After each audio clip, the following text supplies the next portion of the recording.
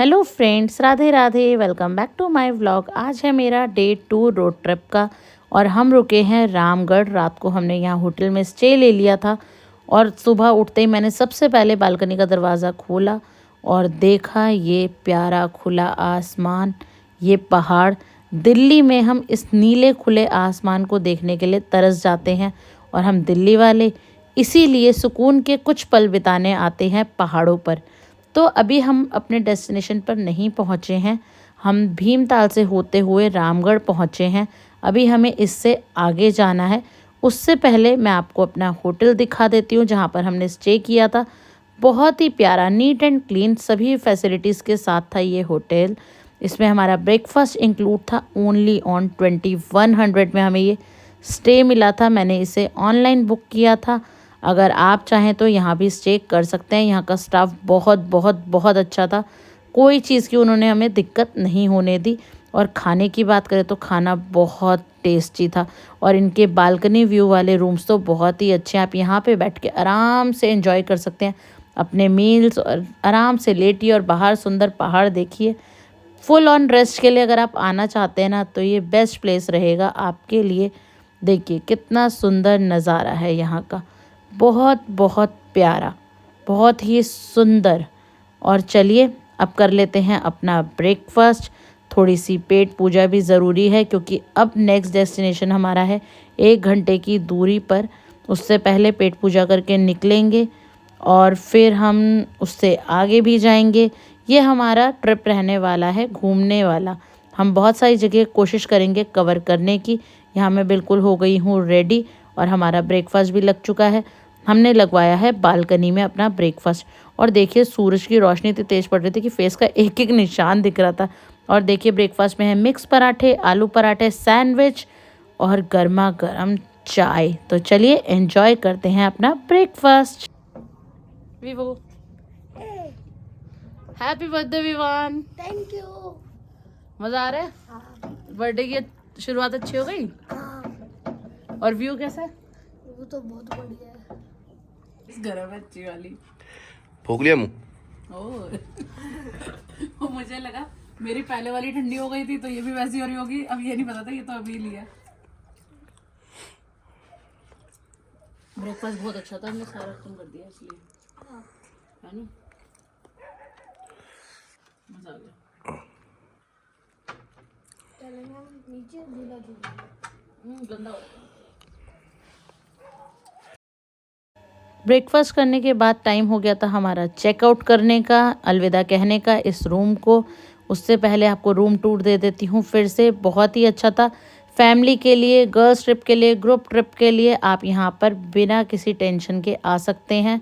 बहुत ही अच्छा आपको मिलेगा यहाँ पर सर्विस। तो चलिए ऊपर चलते हैं। हमारा मतलब पहाड़ों पर ना ऊपर से फ्लोर काउंट होते हैं, हमारे शहरों में दिल्ली में नीचे से काउंट होते हैं। तो ये 2nd फ्लोर है, यानी ऊपर से 2 फ्लोर नीचे। और यहाँ पे ना रेस्टोरेंट भी बहुत बहुत अच्छा बना हुआ था। अगर आप यहाँ स्टे नहीं करना चाहते, डिनर करना चाहते हैं, ब्रेकफास्ट या इवनिंग स्नैक, तो वो भी आप अपने फ्रेंड्स का ग्रुप के साथ आ सकते हैं। यहाँ आपको बफे का ऑप्शन भी मिल जाता है। और यहाँ रेस्टोरेंट का ना इंटीरियर बहुत बहुत अच्छा था।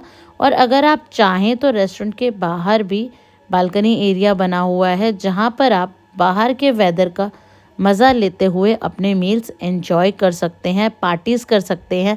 यहाँ बॉनफायर का भी ऑप्शन है आपके लिए। बहुत ही सारी फैसिलिटीज़ हैं यहाँ पर। देखिए ये है रेस्टोरेंट के बाहर का व्यू और यहाँ बहुत ही अच्छा लगेगा आपको आकर। होटल बहुत ही अच्छा था और एकदम शांत जगह पे था क्योंकि जब हम बाहर जाते हैं ना तो हम रिलैक्स करने के लिए जाते हैं, शोर शराबे से दूर। तो यहाँ पर बहुत ही अच्छा था, बिल्कुल शांति थी, बहुत ही सुंदर। और यहाँ से आपको चाय के बागान भी दिखेंगे, पर अभी नहीं दिखेंगे क्योंकि ये फरवरी का मंथ है और यहाँ कुछ टाइम पहले ही स्नोफॉल हुई थी। और अभी तो नहीं, पर अगर आप थोड़ा सा फरवरी के बाद आएंगे ना तो आपको यहाँ चाय के बहुत सुंदर बागान भी दिखेंगे। और ये है होटल क्लाउड इन। और जैसे कि अभी आपने सुना ही, आज है हमारे विवान का बर्थडे और विवान की बर्थडे ट्रिप ही है। और देखिए भगवान बिना बच्चों की सुनते हैं। विवान पहले कह रहा था मम्मी झूला झूलने झूले, मैंने बोला नहीं अभी नहीं, हमें लेट हो रहा है, हमें आगे चलना है। इतने में इसके पापा बिलिंग कराने लगे तो हमें टाइम मिल गया, तो भगवान ने भी हमारी सुन ली। मज़ा आ रहा है? हाँ। अब चलते हैं मुक्तेश्वर। चलो चलो। चलिए अब चलते हैं रामगढ़ से मुक्तेश्वर की ओर, जो लगभग 20-22 किलोमीटर का रास्ता है। पर इतना सुंदर रास्ता है ना कि आपका कब कट जाएगा आपको पता ही नहीं चलेगा। तेज़ धूप ज़रूर थी, पर ठंडी हवाएं और ये खूबसूरत नज़ारा, कब रास्ता कट गया पता ही नहीं चला। हमारे भारत में इतनी खूबसूरती है, इतनी सुंदरता है ना, प्रकृति की इतनी देन है कि आपको विदेशों में ट्रैवल करने की ज़रूरत ही नहीं है। यहाँ की खूबसूरती ज़रा निहारिए। तो फ्रेंड्स, हम जा रहे हैं मुक्तेश्वर और अब ये हम रास्ते में हैं, तो आपको दिखाते हैं कि मुक्तेश्वर के रास्ते से हिमालयन रेंज भी देखती है। देखो, ये देखिए बर्फ के पहाड़, बहुत ही अच्छा व्यू है यहाँ से, बहुत ही प्यारा। आंखों से और भी अच्छा लग रहा है रियल हाँ, लाइफ में। आप खुद आके देखेंगे ना, आपको बहुत अच्छा लगने वाला है। बहुत ही अच्छा व्यू है, अपनी इन आंखों से देखिएगा। हमें ना विवान को स्नोफॉल भी दिखानी थी, उसका बड़ा मन था। कई टाइम से वो कह रहा था कि मम्मी मुझे स्नोफॉल देखनी है। और मुक्तेश्वर में स्नोफॉल हुआ था अराउंड 25-26 जनवरी के आसपास। और हमें देखिए पुरानी बर्फ़ देखने को मिल गई। वो कहते हैं ना, जब इच्छा होती है तो भगवान भी साथ दे देते हैं। तो हम विवान को स्नो पड़ती हुई यानी स्नोफॉल तो नहीं दिखा पाए, पर हाँ पुरानी बर्फ़, ज़्यादा पुरानी नहीं, लगभग 12-13 दिन पुरानी बर्फ़ ज़रूर दिखा पाए हैं। और उसे बहुत अच्छा लगा। उसकी बड़ी इच्छा थी कि मम्मी पहाड़ों पे बर्फ़ कैसी होती है, कैसे गिरती है। अब कैसे गिरती है ये तो नहीं दिखा पाए, पर हाँ पुरानी बर्फ़ ज़रूर दिखाई है। और देखिए कितनी अच्छी लग रही है ना, ऐसे लग रहा था कि इससे ना रुई सी रख दियो कहीं पर, जगह जगह पहाड़ों पर रुई रख दियो। और धूप इतनी तेज़ है ना, तो ये बर्फ़ अब लगा लो आप 15 दिन पुरानी बर्फ़ है, अभी भी थोड़ी थोड़ी बर्फ़ है। तो उस समय जब बर्फ़ पड़ी होगी तो कितनी सुंदर लग रही होगी ना, और कितनी सारी बर्फ़ होगी, बहुत ही सुंदर। अगर हमें पता होता ना कि उन दिनों में स्नोफॉल होना है तो हम ज़रूर आते। और देखिए ये सीढ़ी नुमा खेती, पहाड़ों पर भी खेती होती है, आप लोगों ने स्कूल टाइम में ज़रूर पढ़ा होगा। और बहुत ही सुंदर, बहुत सुंदर नज़ारा था। तो हमने विवान को थोड़ा सा बर्फ़ का एक्सपीरियंस भी दे दिया। भले ये पुरानी थी, पर फ्रिज की जमी हुई बर्फ़ से कुछ अलग थी। तो बच्चों को हर चीज़ का एक्सपीरियंस मिलना चाहिए। ठाकुर जी ने चाहा तो कभी स्नोफॉल में भी विवान को ज़रूर लेकर जाएंगे। हमने तो एक्सपीरियंस किया है, पर विवान ने नहीं किया, तो विवान को एक्सपीरियंस कराना हमारा काम है। तो चलिए अब हम पहुंच गए हैं मुक्तेश्वर महादेव मंदिर। और यहाँ पर आपको पार्किंग की इजीली फैसिलिटी मिल जाती है। प्रसाद भी आपको नीचे से ही मिल जाएगा। और यहाँ पर आपको ऊपर चल के जाना है। आइए चलिए चलते हैं महादेव के दर्शन करने।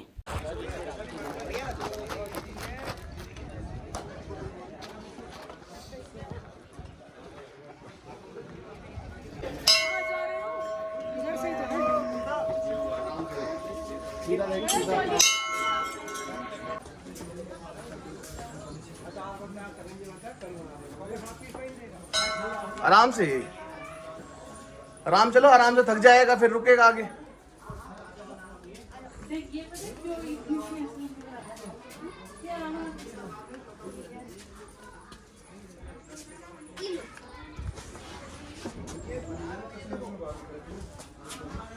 फ्रेंड्स, आपको लेके चल रहे हैं मुक्तेश्वर दर्शन करने के लिए। और यहाँ से हमें 125 सीढ़ियाँ चढ़ के जाना है। तो आ जाओ फटाफट से, आ जाओ। और प्रसाद हमने ले लिया है भोले बाबा के लिए, वो चढ़ाएंगे ऊपर। चलिए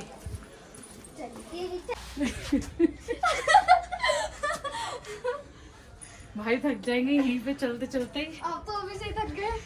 कितने 50 तो चढ़ ही रहे होंगे, 50। भाई मोटे लोगों का ही सांस नहीं फूलता, मोटे लोग ही नहीं थकते हैं। देखो ये तो पतले हैं, ये भी चढ़ाई करते हुए थक रहे हैं।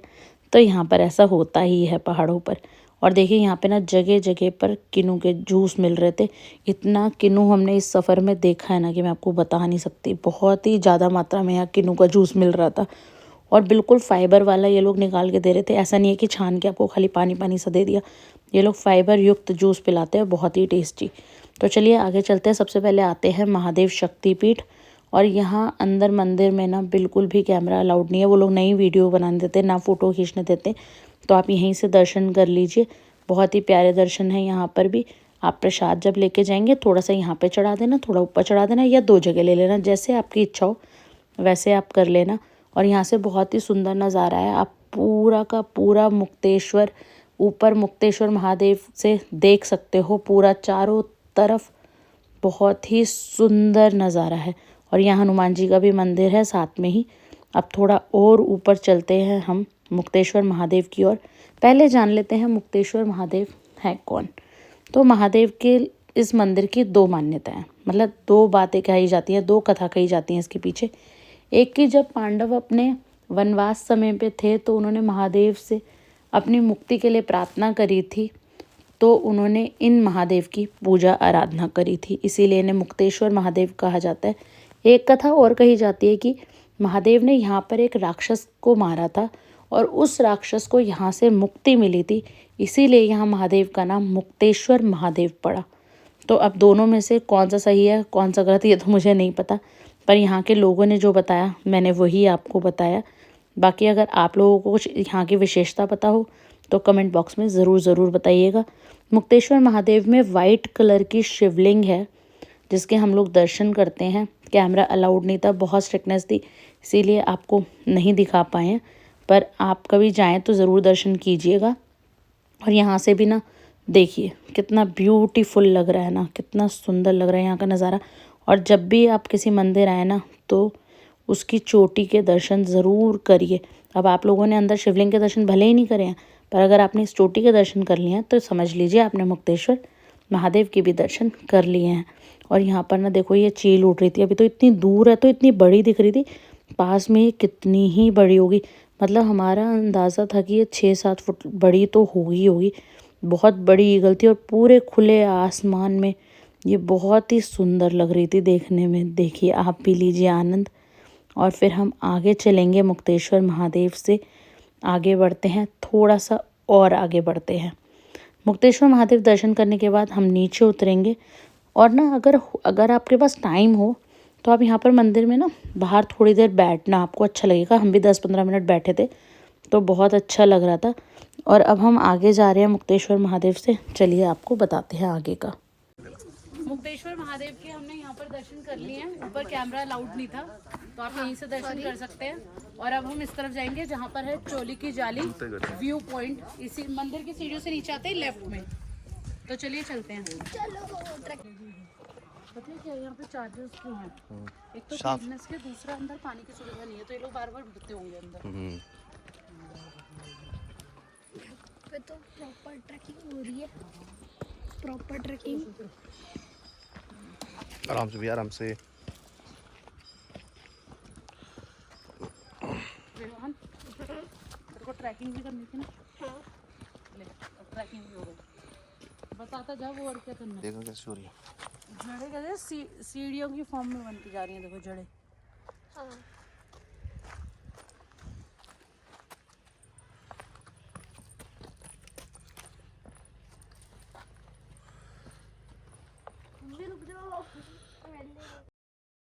मुक्तेश्वर महादेव मंदिर के पीछे ही है एक चट्टानीय पर्यटनीय स्थल, यानी कि वहाँ पे चट्टानें हैं बहुत ही सुंदर, जिसे बोलते हैं चोली की झाली।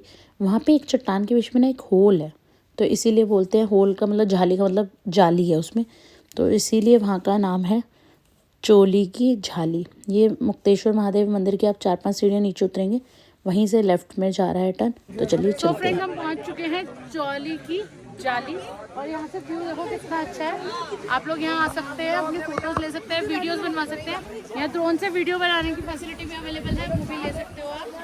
और यहाँ पर अपनी बहुत सुंदर वीडियोस बना सकते हो। देखो ना इतनी ऊपर आके वीडियोस बनाने का भी सिस्टम समझ में आता है, सेल्फी का भी समझ में आता है, पर ये इतनी खतरे वाली जिप लाइनिंग कौन ही करता होगा यार। कौन ही होगा खतरों का खिलाड़ी जिसे यहाँ से जिप लाइनिंग करने का शौक चढ़ता होगा। तो ज़रूर कमेंट बॉक्स में बताइएगा कि आप हैं क्या खतरों के खिलाड़ी। आप मुक्तेश्वर धाम जाके ये ट्राई करेंगे चोली की झाली में, तो ज़रूर बताइएगा। और देखो इतने ऊपर चढ़ के जाओगे, मंदिर दर्शन करोगे, फिर यहाँ ट्रैकिंग करके इस व्यू पॉइंट पे आओगे तो आप थक जाओगे, ऑब्वियस सी बात है। तो नीचे आकर ना किन्नू का ठंडा ठंडा जूस पीना, जिससे आपका फिर से सफ़र करने का एनर्जी लेवल बढ़ जाएगा। तो हम भी पी लेते हैं ठंडा ठंडा जूस और मिलते हैं आपसे नेक्स्ट व्लॉग में। तब तक ले bye bye, take care, love you guys, thank you for watching. है।